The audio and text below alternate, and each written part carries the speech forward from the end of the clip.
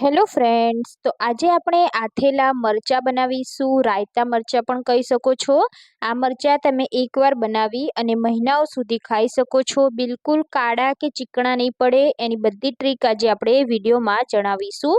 એકદમ ઓરિજિનલ દેશી રેસીપી છે. મરચાં આથવા માટે આ રીતે ભાવનગરી જે ભોલું મરચાં આવે છે તે મેં અહીંયા 500 ગ્રામ જેટલા લઈ લીધા છે.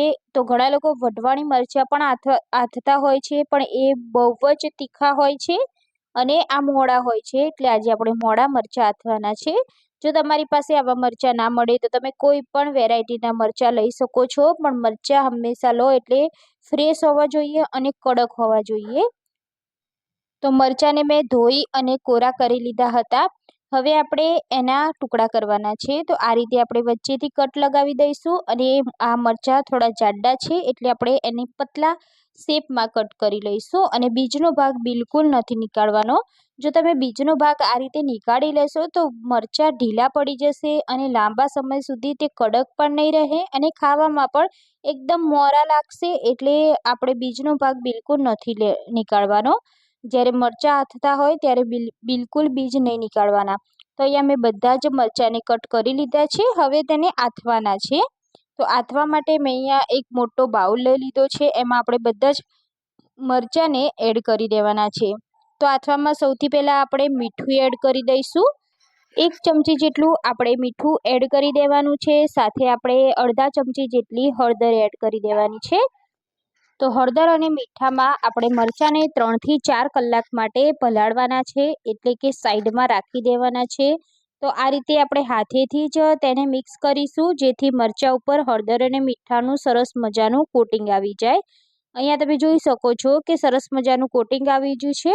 હવે આપણે મરચાંને થોડીક વાર માટે ઢાંકી દઈશું. તો 15 મિનિટ જેવું મેં ઢાંકી દીધું હતું અને પછી આપણે તેમાં અડધા લીંબુનો રસ એડ કરવાનો છે. તો આપણે લીંબુનો રસ પછી એડ કરીશું.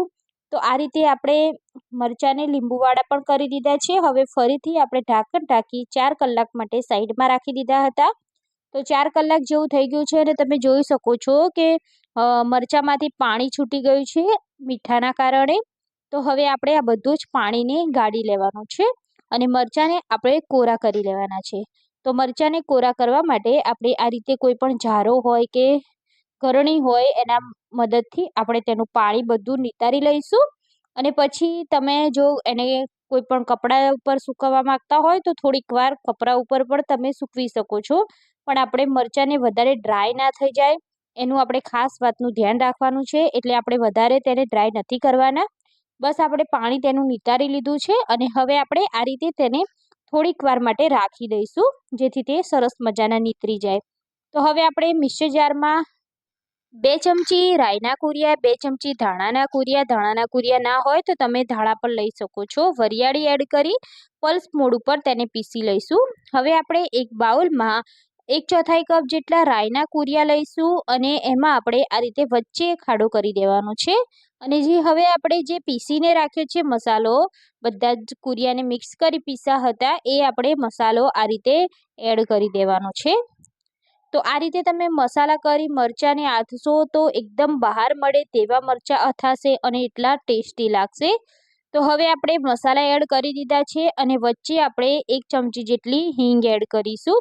અડધી ચમચી જેટલી આપણે હળદર એડ કરીશું અને અડધી ચમચી મીઠું એડ કરીશું. હળદર મીઠું આપણે આગળ પણ એડ કર્યું છે, એટલે અત્યારે આપણે માપમાં જ એડ કરવાનું છે. બધા જ મસાલાને સરસ રીતે મિક્સ કરી લીધા છે. તો અહીંયા મેં તેલ ગરમ કરવા રાખી દીધું છે. તેલ સરસ મજાનું ગરમ થઈ જાય એટલે થોડું ઠંડુ થવા દેવાનું અને પછી આપણે આ રીતે મસાલા ઉપર રેડી દઈશું અને મસાલાને આપણે તરત જ ઢાંકી દેવાનું છે, જેથી બધી જ સુગંધ આપણા મસાલામાં બેસી જશે. તો થોડીક વાર ઢાંકી દીધો. તમે જોઈ શકો મસાલો સરસ મજાનો ફૂલી પણ ગયો છે અને સરસ મજાની સુગંધ પણ આવવા લાગી છે. તો મસાલો અહીંયા આપણો રેડી છે.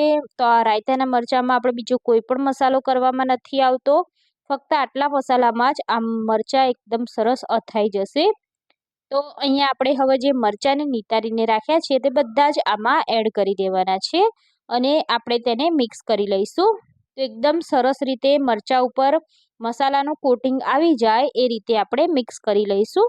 તો તમે જોયું ને ફ્રેન્ડ, કેટલા ઇઝી રીતે આપણે બહાર જેવા મરચાં ઘરે આથી શકીએ છીએ. આ રીતે તમે આથશો એકવાર તો તમે ક્યારેય બહારથી નહીં લાવો, ઘરેથી એકદમ શુદ્ધ મરચાંને આથશો.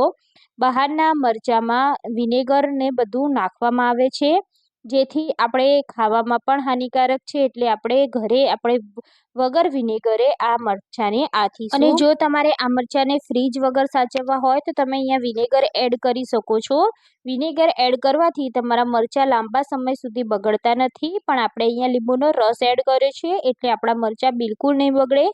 તો હવે આપણે મરચાં અથાઈ ગયા છે. હવે કવર આ રીતે કોટિંગ થઈ ગયું છે મસાલાનું, તો થોડીક વાર આપણે તેને કવર કરી અને રાખી દઈશું.